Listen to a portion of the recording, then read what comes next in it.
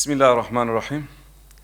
Değerli basın mensupları ve ekran başında bizi izleyen kıymetli vatandaşlarımız, sizleri sevgiyle, saygıyla, muhabbetle selamlıyorum. Partimizin iç ve dış gündemini değerlendirmek adına karşınızdayız. Evet, Gazze'de soykırım devam ediyor. Siyonist terör rejimin 10 Ekim 2025'ten bu yana ilan edilen ateşkes sistematik biçiminde ihlal ettiği resmi verilerle bir kez daha ortaya çıkmıştır. Bakın, Siyonist rejim 4 Şubat 2026'ya kadar ki süreçte ateşkesi tam 1520 kez ihlal etmiştir. Bu ihlaller kapsamında 522 kez ateş açılmış, 73 kez sivil yerleşim bölgelerine askeri araçlarla girilmiş, 704 kez bombardıman yapılmış ve 221 barınak ile bina hava saldırılarıyla yıkılmıştır. Ateşkes kapsamında Gazze'ye girişine izin verilmesi gereken 69 bin yardım ve ticari tır ile yakıt tankerlerinden yalnızca 29.603'ünün geçişine izin verilmiş. Böylece Gazze'ye ulaşan yardım oranı yalnızca %43'te kaldı. Ortaya çıkan bu tablo yardımların bilinçli bir şekilde kısıtlandığını, açlık ve yoksulluğun bir silah olarak kullanıldığını bir kez daha ortaya koymuştur. Bölge ülkeleri tarihi bir sorumlulukla karşı karşıyadır. Mevcut şartlar altında direnişi silahsızlandırmaya yönelik bir plan fiilen soykırıma hizmet anlamına gelecektir. Öte yandan küresel Sumut filosunun Gazze ablukasını kırmak için yeniden yola çıkma kararı insanlık vicdanı ve küresel dayanışma açısından son derece önemli bir adımdır. Bu kez hükümetler bu filoya sahip çıkmalı, Siyonist eşkıyalığa izin vermemeli ve Gazze'ye ulaşacak her insani girişimi koruma altına almalıdır. Gazze'de yaşananlar bir çatışma değil, sistematik bir soykırım sürecidir. Buna karşı caydırıcı ve kararlı bir duruş, zorunluluk arz etmektedir. Diğer bir konu, sol faşizmin İslam'a, şeriata karşı düşmanlığı. Özü itibariyle materyalist görüşü özümsemiş olsa da dünyada sol akımlar savundukları evrensel ilkeleri dillendirirken Türkiye'de bir takım sol görünümlü fraksiyonlar ise hem teorik hem de pratik olarak küresel sol damardan ayrışmakta, faşizan duygulara devrimci kılıflar uydurarak yol almaya çalışmaktadır. Özellikle İslam'a ve şiarlarına, Müslüman halkın inancına ve kutsal değerlerine karşı besledikleri kin bu kliklerde yeni bir ideolojik formata dönüşmüş durumdadır. En son Ankara'da görüldüğü üzere gösteri adı altında İslam'a yönelik sergiledikleri düşmanca tutumları bu faşist kliklerin kirli emelleri doğrultusunda bir takım hedeflere odaklandıklarını göstermektedir. Toplumun sinir uçlarına dokunarak yeni provokasyonlar peydahlamak bu kliklerin ana hedefi haline gelmiştir. Bunlar işte tek parti tipi demokrasi, özgürlük arzuları, camileri ahıra çevirmeyi amaçlayan laikçi duyguları, irtica paranoyasına hizmet eden cuntacı sloganları, katı ulusalcı çıkışlarıyla verilen kafatasçı yaklaşımları, İstanbul Sözleşmesi çığırtkanlıklarıyla beslendikleri ecnebi fonları, cinsiyet eşitliği fedailiğine soyunarak toplumda yeni Epstein adacıkları oluşturma hevesleri, İslami şiarlara karşı besledikleri kin ve adavette onların başlıca motivasyon kaynakları olmuştur. Bazı belediyelerin ihale çöplüklerinden aşırdıkları kirli lokmalarla böğüren bu tür provokatör klikler bir tür sosyal karantinaya alınmalıdır. Halkın inancına hakaret ederek toplumun sinir uçlarıyla oynamak, provokatif eylemlerle kargaşaya, davetiye çıkarmak suçtur. Sokak serseriliğinin belirgin bir hal aldığı bu tür girişimler siyasal özgürlüklerle izah edilemez. Şeriat dediğimiz Allah'ın sözleridir, Allah'ın kanunlarıdır. Hiç kimse Allah'ın kanunlarına böyle pervasızca hakaret edemez, kahrolsun diyemez. Kahrolacak bir şey varsa bu konuda arsızlık yapan, hırsızlık yapan, yolsuzluk yapan zihniyet kahrolmalı demeliyiz.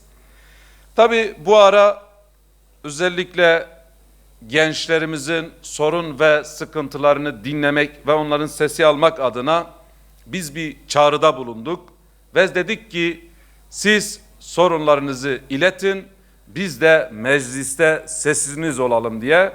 Tabii bu konuda gençlerimiz bize yüzlerce sorun ve sıkıntılarını anlattılar.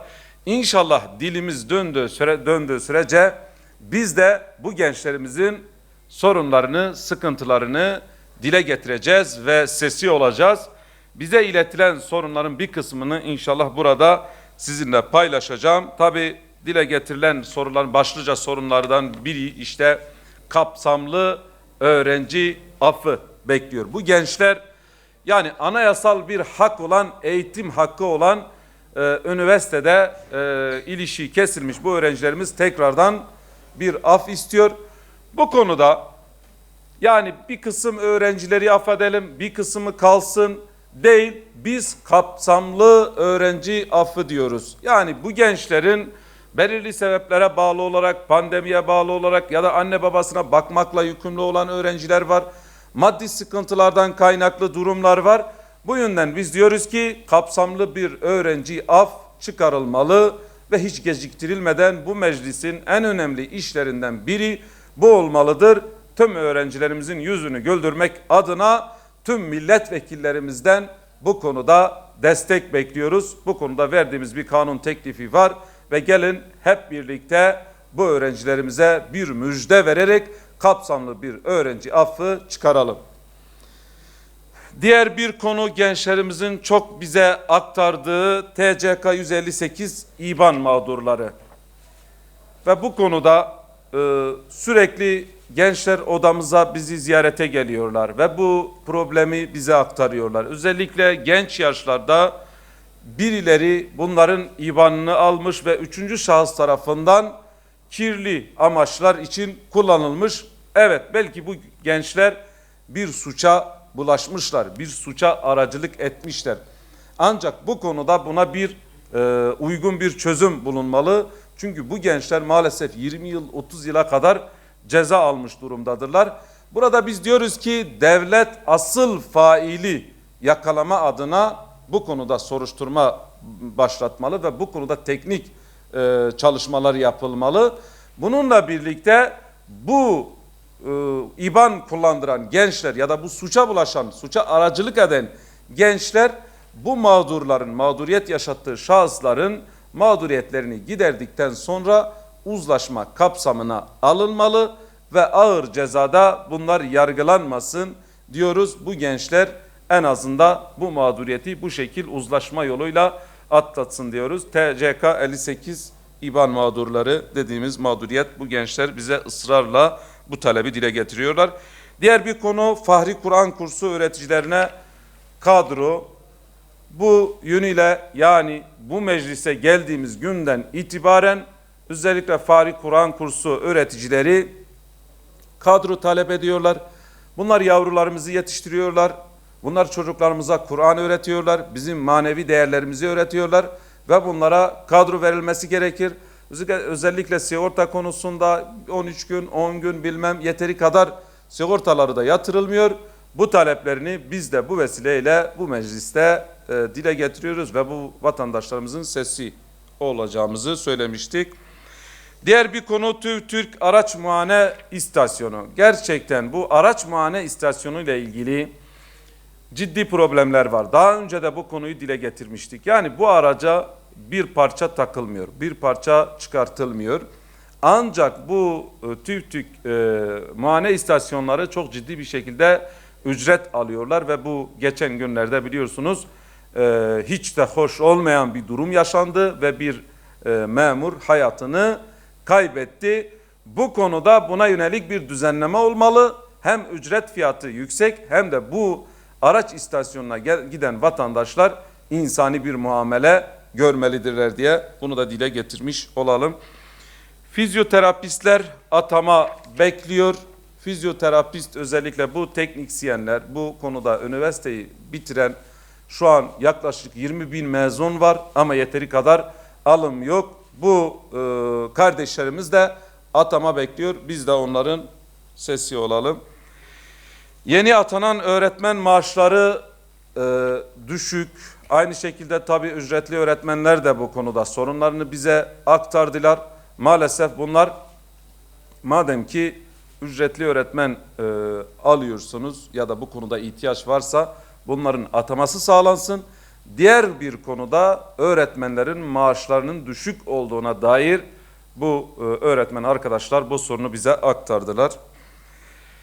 Acil afet yönetimi mezunları yine bu aynı şekilde üniversitede öğrenciler mezun oluyor ancak atama sağlanmıyor ve bir yönüyle bu üniversite mezunları ellerindeki diploma bir yönüyle işsizlik ruhsatı gibi ellerinde kalıyor. Bu konuda bir planlama olmalı.